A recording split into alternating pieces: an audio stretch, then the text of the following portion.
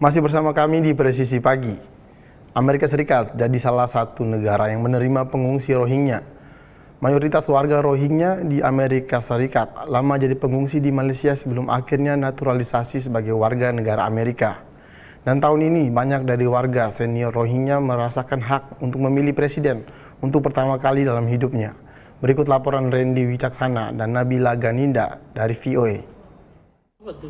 Nur Karim, warga Rohingya yang 33 tahun mengungsi di Malaysia, pindah untuk menetap di Amerika Serikat pada 2015. Tinggal di pinggiran kota Milwaukee bersama istri dan anaknya, Nur Karim berprofesi sebagai sopir taksi online. Ini adalah mobil pertama yang Nur Karim miliki di usianya yang sudah lewat setengah abad. Happy dalam, tak boleh cerita lah, banyak happy. Jalan sendiri, kira tak boleh tolong orang. Sini kan tak ada kita kalau banyak susah. Sini penting satu kereta ya. Di usianya ke-56 tahun, untuk pertama kalinya juga, Nur Karim punya hak untuk memilih pemimpinnya sebagai warga negara Amerika. Trump lah, Republican dengan dia tu, Republican tu businessman. Saya kan soft employer kerja, berjalan Uber. Sekarang saya turun. Diperkirakan ada sekitar 12.000 warga Rohingya yang kini bermukim di Amerika Serikat.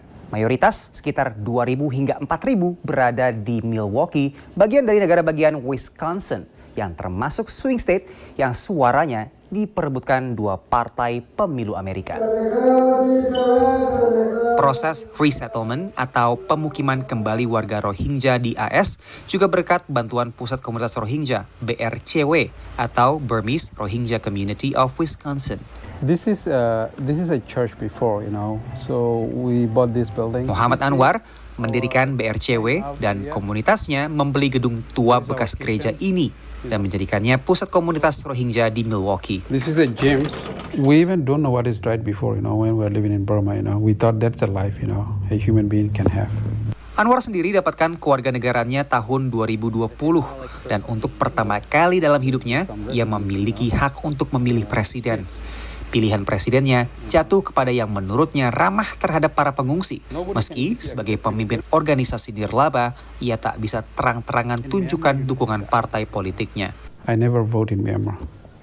I never involved in the politics. Just because I am Muslim, instead of choosing who is right, I have always to see who is helping the refugees. Pilihan warga Asia, termasuk ex-pengungsi Rohingya, bervariasi. Menurut peneliti dari Pew Research Center, ada sekitar 15 juta imigran asal Asia yang berhak memilih pada tahun ini.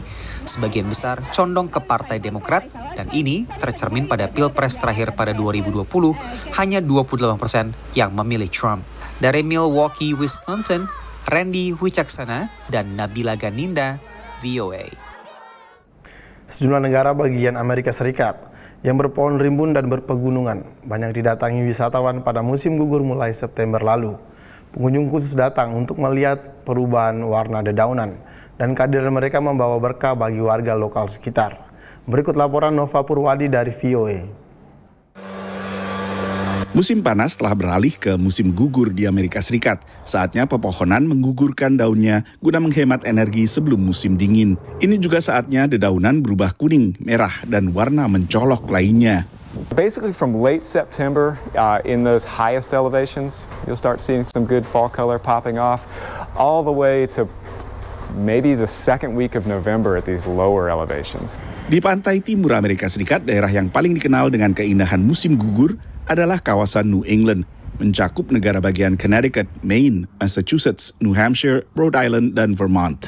Kawasan ini kedatangan banyak turis dari negara bagian lain. I'm on a bus trip from Indiana, Fort Wayne, Indiana, with my sisters actually, and we came out to the northeast to see the beautiful foliage and the colorful leaves. Modus transportasi favorit adalah jalur darat. We drove through Vermont. And the leaves were very pretty on the mountains because the sun was out yesterday, and so that makes them pop more, the color pop more. And we're spending 3 days in New Hampshire in this area, and move on to Maine for 3 nights. Sebagian turis juga datang menggunakan kereta. We enjoy that. We've come out here before and, went up into the mountains and stuff like that and watched it when it had good color. And it's beautiful. We don't have that in Iowa. Orang yang memburu lokasi ideal untuk melihat pohon dengan warna-warni musim gugur mendapat julukan leaf peeper alias pengintip daun. Leaf peeping is one of the most accessible tourism things that you can do. You don't have to have the athleticism to be a hiker. You don't have to have the money to own a boat or any other type of equipment.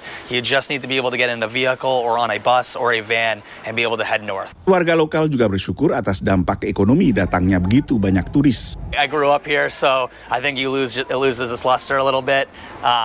But don't get me wrong, there's definitely those moments when it will happen in the next couple of weeks where I'll be driving somewhere around the Lakes region and all of a sudden you're like, you know what? There's a reason why people come here and there's a reason I live here. It really is quite beautiful. Di Vermont saja, wisata melihat daun musim gugur diperkirakan pejabat lokal mendatangkan pemasukan $600 juta setiap tahunnya, sekitar 20% pemasukan dari sektor wisata. Peneliti dari Appalachian State University memperkirakan kegiatan wisata untuk menyaksikan perubahan warna daun pada musim gugur mendatangkan pemasukan sekitar $30 miliar setiap tahunnya, terkonsentrasi di 24 negara bagian yang memiliki destinasi favorit untuk kegiatan ini. Dari Washington DC, saya Nova Purwadi dan tim VOA. Tetaplah bersama kami, Presisi Pagi akan segera kembali.